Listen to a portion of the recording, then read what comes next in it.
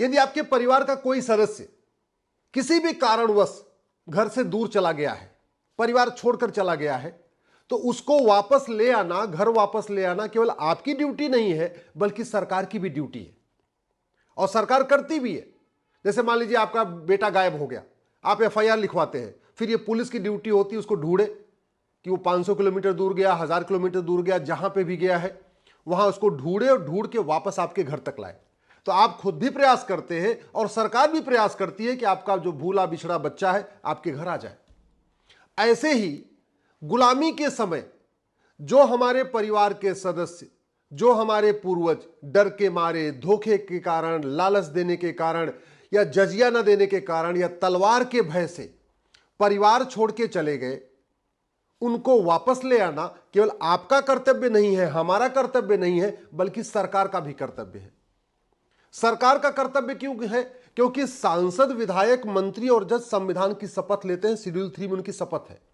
शपथ क्या लेते हैं? हम संविधान का मनसा वाचा कर्मणा पालन करेंगे, संविधान के जो उद्देश्य हैं उनको अचीव करने के लिए हर संभव प्रयास करेंगे। तो इसका मतलब यह हुआ कि गुलामी के समय हमारे परिवार के जो सदस्य ऐसे पंथ में चले गए हैं जो संविधान के जो वैल्यूज हैं उनके बिल्कुल खिलाफ है, उनको घर वापसी कराना केवल आपका और मेरा कर्तव्य नहीं है बल्कि सरकार का भी कर्तव्य है।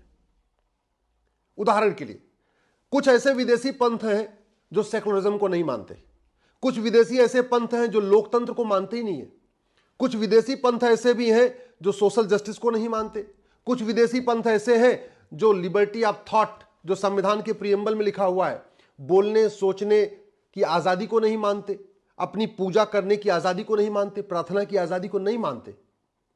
उनको वापस ले आना, सनातन धर्म में ले आना, हिंदू धर्म में ले आना, यह सरकार की ड्यूटी है। हिंदू धर्म में इसलिए मैं कह रहा हूं क्योंकि सुप्रीम कोर्ट की 5 जजों की बेंच कह चुका है Hinduism is a way of life, यह जीवन पद्धति है। और सुप्रीम कोर्ट ये कह चुका है हिंदू तो भेदभाव करना नहीं सिखाता। इनफैक्ट एक मेरी पीआईएल में भी सुप्रीम कोर्ट ने कहा है, आप गूगल करिएगा Hinduism is a way of life, Ashwini Upadhyay, आपको डिटेल उसका मिलेगा। तो ऐसे विदेशी पंथ जो इक्वल अपॉर्चुनिटी को नहीं मानते, जो फ्रेटर्निटी को नहीं मानते, जो सबके सम्मान को नहीं मानते, जो इक्वल अपॉर्चुनिटी को नहीं मानते, ऐसे विदेशी पंथ जो यूनिटी नेशनल इंटीग्रेशन को नहीं मानते, ऐसे विदेशी पंथ जो संविधान के आर्टिकल 13 को नहीं मानते। संविधान का आर्टिकल 13 कहता है कि भेदभाव करने वाला कोई भी नियम कानून, कोई भी रीति, कोई प्रथा नहीं चलेगी। लेकिन कुछ विदेशी पंथ ऐसे हैं जिसमें कुरीतियां चल रही हैं, कुप्रथाएं चल रही हैं और महिला पुरुष को एक समान नहीं मानते। आर्टिकल 14 कहता है इक्वलिटी बिफोर लॉ, सब लोग एक समान है, लेकिन विदेशी पंथ उसको नहीं मानते। आर्टिकल 15 कहता है किसी से भेदभाव नहीं करना, विदेशी पंथ भेदभाव करते हैं। आर्टिकल 16 कहता है सबको इक्वल अपॉर्चुनिटी मिलनी चाहिए, विदेशी पंथ कहता है नहीं, सबको समान अवसर नहीं मिल सकता है, केवल जो उनके मजहब को फॉलो करेगा, उनके रिलीजन को फॉलो करेगा, उसी को इक्वल अपॉर्चुनिटी मिलेगी। आर्टिकल 17 कहता है छुआछूत नहीं करना, विदेशी पंथ कहता है जो हमारे रिलीजन को फॉलो करता है, हमारे मजहब को फॉलो करता है, वो तो ठीक है, वो तो पाक है, जो नहीं फॉलो करता वो नापाक है, वो जहन्नुम में जाएगा, वो हेल में जाएगा। ऐसे ही आर्टिकल 19 कहता है सबको बोलने सोचने लिखने की आजादी है, शास्त्रार्थ की आजादी है, तर्क करने की आजादी है। विदेशी पंथ न सोचने की आजादी देता है, न तर्क करने की आजादी देता है। भारत की जो भी, चाहे वेद है, चाहे उपनिषद है, चाहे आपके भगवत गीता है, चाहे रामायण है, चाहे रामचरितमानस, आप उसके चौपाइयों के ऊपर, उसको श्लोक के ऊपर, उसमें जो कुछ लिखा है पूरा तर्क कर सकते हैं, तर्क करने में कोई दिक्कत नहीं है। जबकि विदेशी पंथ जो है उनकी किताबों पर आप तर्क नहीं कर सकते। अगर आप तर्क करेंगे तो आपके खिलाफ कुछ भी हो सकता है। तो ऐसे पंथ में जो लोग चले गए हैं उनको वापस कराना ये सरकार की ड्यूटी है, क्योंकि सरकार ही कह रही है कि हम जो है आपको संविधान की रक्षा करना सरकार का कर्तव्य है। आर्टिकल 20 कहता है सजा केवल कोर्ट के द्वारा मिलेगी, विदेशी पंथ कहता नहीं, सजा हम भी दे सकते हैं। आर्टिकल 21 कहता है सबको राइट टू लाइफ लिबर्टी है, सबको सम्मान पूर्वक जीवन जीने का अधिकार है, विदेशी पंथ कहता है सबको नहीं है, केवल उनके पंथ वालों को ही सम्मान पूर्वक जीवन जीने का अधिकार है, सबको नहीं है। आर्टिकल 21 है समान शिक्षा, विदेशी पंथ इसका विरोध करता है। आर्टिकल 22 कहता है कि आर्टिकल 22 कहता है कि आप किसी को अगर डिटेन करना चाहते हैं तो जब कानून बना होगा उस कानून में जो सजा होगी उसके अनुसार ही आप डिटेन कर सकते हैं। विदेशी पंथ कह रहा है कि जो उनके पंथ को ना माने आप उसको डिटेन भी कर सकते हैं। इसी तरीके से आर्टिकल 23 कह रहा है कि बंधुआ मजदूर नहीं किसी को बनाना, बहन बेटियों का सबका सम्मान करना है। विदेशी पंथ में कह रहा है कि अगर आपके पंथ को नहीं मानता आप उसको बंधुआ मजदूर बना सकते हैं। और आप देख लीजिए कई सारे देशों में ऐसा हो रहा है, जो उनके पंथ को नहीं मानता उनको उनकी बोली तक लगाई जाती है, उनको बेचा तक जाता है, खुले मार्केट में बेचा जाता है, उसमें कुछ कहने की जरूरत नहीं है। आर्टिकल 24 कहता है 14 साल से पहले आप कोई जो है किसी को रोजगार पे नहीं लगाएंगे, कुछ कोई ऐसा काम नहीं कराएंगे जिससे उसका विकास रुके। विदेशी पंथ 9 साल के बाद शादी विवाह की इजाजत देता है। आर्टिकल 25 कहता है कि आपको पंथ फॉलो करने का अधिकार है, अपने रिलीजन को फॉलो करने का अधिकार है, लेकिन आपका रिलीजन, आपके रिलीजन को फॉलो करने से पब्लिक ऑर्डर डिस्टर्ब नहीं होना चाहिए, किसी का स्वास्थ्य खराब नहीं होना चाहिए और इमोरल नहीं होना चाहिए। यानी यम नियम का पालन होना जरूरी है, सत्य अहिंसा का पालन होना जरूरी है। अब कुछ विदेशी ऐसे रिलीजन हैं जो अहिंसा को नहीं मानते, वो तो हिंसा करते हैं, त्योहारों पे भी हिंसा करते हैं, वो सत्य को नहीं मानते। कुछ विदेशी ऐसे रिलीजन जो यम नियम को नहीं मानते, तो उनको वापस ले आना केवल हमारा आपका कर्तव्य नहीं बल्कि समाज का भी कर्तव्य। क्यों? क्योंकि सरकार का भी कर्तव्य है, क्योंकि सरकार के जो सांसद विधायक वेतन भत्ता लेते हैं, जो गाड़ी बंगला उनको मिलता है, इसी संविधान को पालन करने के लिए उनको मिलता है। इसी तरीके से आर्टिकल 26 कहता है कि आप जो प्रार्थना स्थल बनाएंगे, पूजा स्थल बनाएंगे, उसे पब्लिक ऑर्डर डिस्टर्ब नहीं होना चाहिए। सड़क के बीचों बीच कई बार ऐसे बना दिए जाते हैं। आर्टिकल 29 कहता है कि भारत की संस्कृति का प्रचार प्रसार करना, भारत की अपनी संस्कृति को बढ़ाना, ये हम सबका कर्तव्य है। लेकिन उसमें रीतियों का अधिकार है, कुरीतियों का नहीं। प्रथा का अधिकार है, कुप्रथा का नहीं। विदेशी पंथ जो है वो कुप्रथा को भी अपना फंडामेंटल राइट मानते हैं, कुरीतियों को भी फंडामेंटल राइट मानते हैं। वो फ्रीडम ऑफ रिलीजन को फ्रीडम ऑफ कन्वर्जन मानते हैं। उनको रोकना हमारा ही आपका कर्तव्य नहीं बल्कि सरकार का भी कर्तव्य है। इसी तरीके से आर्टिकल 44 कहता है कि सबके लिए एक समान नागरिक संहिता होनी चाहिए। विदेशी पंथ उसको नहीं मानते, उनका कहना ना, हम तो अपने हिसाब से चलेंगे, हम संविधान का आर्टिकल 44 नहीं मानेंगे।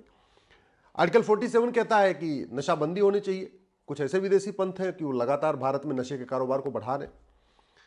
आर्टिकल 29 कहता है कि आप जितने हमारे ऐतिहासिक पौराणिक धार्मिक स्थान हैं उनको रिस्टोर करना हमारा कर्तव्य है, सरकार का कर्तव्य है। विदेशी पंथ कह रहा है नहीं, आप उसको रिस्टोर नहीं कर सकते।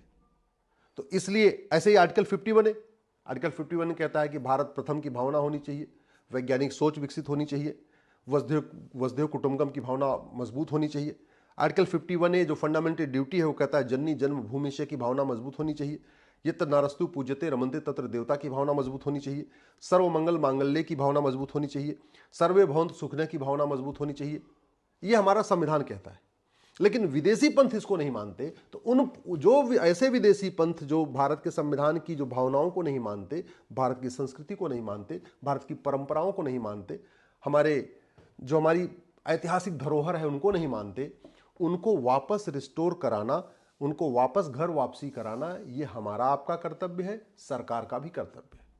अब सवाल बनता है इनको लाएं कैसे? पहले तो पहचाने कैसे कि कौन कैसे था। बड़ी सीधी सी बात है, गांव में इसकी पहचान करना बहुत आसान है।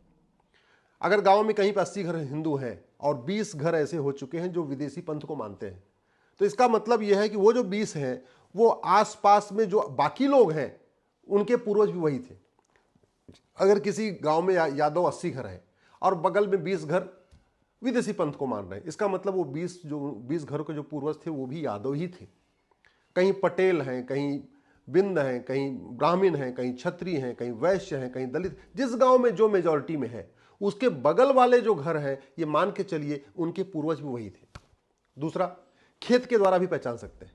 मान लीजिए एक खेत है, उसके चारों तरफ यादव का खेत है, इसका मतलब ये जो बीच में जो विदेशी पंथ मानते हैं इनके पूर्वज भी यादव थे।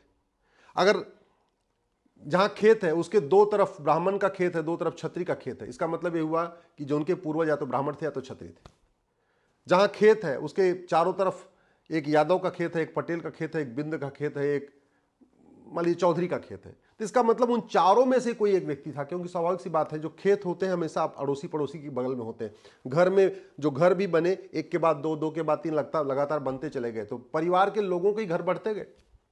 तो इसलिए मेरा मानना है कि गांव में ढूंढ फैलाना बहुत आसान है, शहरों में भी पता किया जा सकता है। आपके आसपास अगर कोई है जो विदेशी पंथ को मानता है, उससे पूछिए कि भाई आपके पूर्वज क्या थे। अगर उसको नहीं पता तो इससे पूछिए अच्छा आपके गांव में जहां आपकी जड़ है, जहां से आप लोग आए हैं, वहां पे कौन कौन है, आराम से पता चल जाएगा। बहुत सारे लोगों को तो गोत्र पता है, बहुत सारे लोगों को आइडिया भी है कि हाँ उनके पूर्वज क्या थे। उनको सम्मान पूर्वक लाना, जैसे मैंने पहले कहा था, आपके घर का कोई बच्चा अगर भाग गया है, पलायन कर गया है, डर बस, भय बस, अपनी इच्छा से, काला जादू के चक्कर में, अंधविश्वास के चक्कर में, किसी भी कारण से, तो उससे बातचीत करके प्यार से लाना अपने घर में, ये आपकी ड्यूटी है। और ये सरकार की भी ड्यूटी है कि अगर आपको नहीं पता चल रहा है कि आपका बच्चा कहां चला गया, तो उसको ढूंढ के ले आना सरकार की ड्यूटी है। ऐसे ही परिवार मिलन कराना, घर वापसी कराना, ये समाज का भी कार्य है, सरकार का भी कर्तव्य है। हमारे आचार्य महामंडलेश्वर शंकराचार्य का भी कार्य है, हमारे सभी धर्मगुरुओं का कार्य है। यह घर वापसी कराना, परिवार मिलन कराना हमारे ये सारे जितने भी हमारे कथावाचक हैं, हमारे मठ मंदिर के पुजारी हैं, उनका भी कार्य है, उनका भी कर्तव्य है। साथ ही सरकार का भी कर्तव्य है। इसलिए मैं सबसे पहले ये आग्रह करता हूं कि पहली बात तो अपने आसपास लोगों से बातचीत करिए, पता करिए कि उनके पूर्वज क्या थे। अगर पता चल जाए तो बहुत अच्छा है, फिर तो जिसकी जो जाति थी उसी में वापस आ जाए, जिसका जो गोत्र था उसी में वापस आ जाए। नहीं भी पता चल रहा है तो ठीक है भाई, आर्य नाम रख सकते हैं। जाति नहीं पता चल रही तो गोत्र यूज कर सकते हैं, गोत्र तो कॉमन होता है। जैसे भारद्वाज गोत्र ब्राह्मण क्षत्रिय वैश्य दलित सबका होता है। आपका गौतम गोत्र ब्राह्मण का भी होता है, क्षत्रिय का भी होता है, वैश्य का भी होता है, दलित का भी होता है। चाहे वो गर्ग गोत्र है, चाहे वो कश्यप गोत्र है, चाहे अगस्त्य गोत्र है, ये जो गोत्र कॉमन होते हैं सबके होते हैं। तो मैं तो ये कहूंगा कि अगर पता चल जा रहा है तो बहुत अच्छा, जो जिस जाति से गया था उस जाति में वापस आ जाए। नहीं पता चल रहा है तो एक एक गोत्र ले ले, जिससे दीक्षा ले, जो गुरु है, जिस गुरु से दीक्षा ले उसका गोत्र, जो गोत्र है वही दीक्षा लेने वाला का भी गोत्र है। एक ये भी तरीका हो सकता है। और ये काम सरकार को करना चाहिए, सरकार के संस्कृति मंत्रालय को करना चाहिए। भारत की संस्कृति को मजबूत करना सरकार का दायित्व है। सरकार ने उसके लिए बाकायदा संस्कृति मंत्रालय बना रखा है। संस्कृति मंत्रालय का काम केवल मेला लगवाना नहीं है। संस्कृति मंत्रालय का काम भारत की संस्कृति को मजबूत करना है। वो तभी होगा जब परिवार वापस आएंगे, घर वापसी होगी। सरकार की भी ये ड्यूटी है, कुछ प्रोत्साहन की योजनाएं शुरू करे। भाई जो घर वापसी करके आ रहा है उसको मुफ्त मकान दीजिए, जो घर वापसी करके आ रहा है उसका मुद्रा लोन दीजिए, जो घर वापसी करके आ रहा है उसको कुछ वजीफा दीजिए, जो घर वापसी आके आ रहा है उसके लिए कुछ शिक्षा में कुछ छूट हो, कुछ चिकित्सा में छूट हो, बाकी आयुष्मान कार्ड उसको दीजिए। जो जो लोग घर वापसी कर रहे हैं उनके लिए एक विशेष प्रोत्साहन योजना करनी चाहिए, क्योंकि जब घर वापसी का फायदा ये होगा, भारत की संस्कृति मजबूत होगी, भारत की परंपरा मजबूत होगी, वसुधैव कुटुंबकम की भावना मजबूत होगी। घर वापसी से सर्वमंगल मांगल्य की भावना मजबूत होगी। घर वापसी से लोकतंत्र मजबूत होगा। घर वापसी से संविधान मजबूत होगा। घर वापसी से सेकुलरिज्म मजबूत होगा। घर वापसी से डेमोक्रेसी मजबूत होगी। घर वापसी से जो संविधान के बेसिक स्ट्रक्चर है वो मजबूत होगा। संविधान, घर वापसी से संविधान का बेसिक फीचर मजबूत होगा। घर वापसी से भ्रष्टाचार अपराध कम होगा। घर वापसी से दंगे कम होंगे। घर वापसी के बाद जो मजहबी उन्माद फैल रहा है ये कम होगा। घर वापसी के बाद जीव हत्या कम होगी। इसलिए घर वापसी कराना समाज का भी कार्य है, सरकार का भी कार्य है। मैं आप लोगों से आग्रह कर रहा हूं, घर वापसी कोई बहुत बड़ा कठिन काम नहीं, आसान काम है। एक बार सबको प्रयास करने की जरूरत है। विधायिका, कार्यपालिका, न्यायपालिका सब लोग इसके लिए प्रयास करें। समाज इसके लिए प्रयास करे। मठ मंदिर के पुजारी इसके लिए प्रयास करें। हमारे जितने धर्मगुरु, हमारे कथावाचक, वो इसके लिए सामूहिक प्रयास करें। और सरकार विशेष योजनाएं लेके आए घर वापसी को के लिए, तो बहुत आसानी से हो सकता है। और अगले 5 साल में लगभग 80% घर वापसी कराई जा सकती है।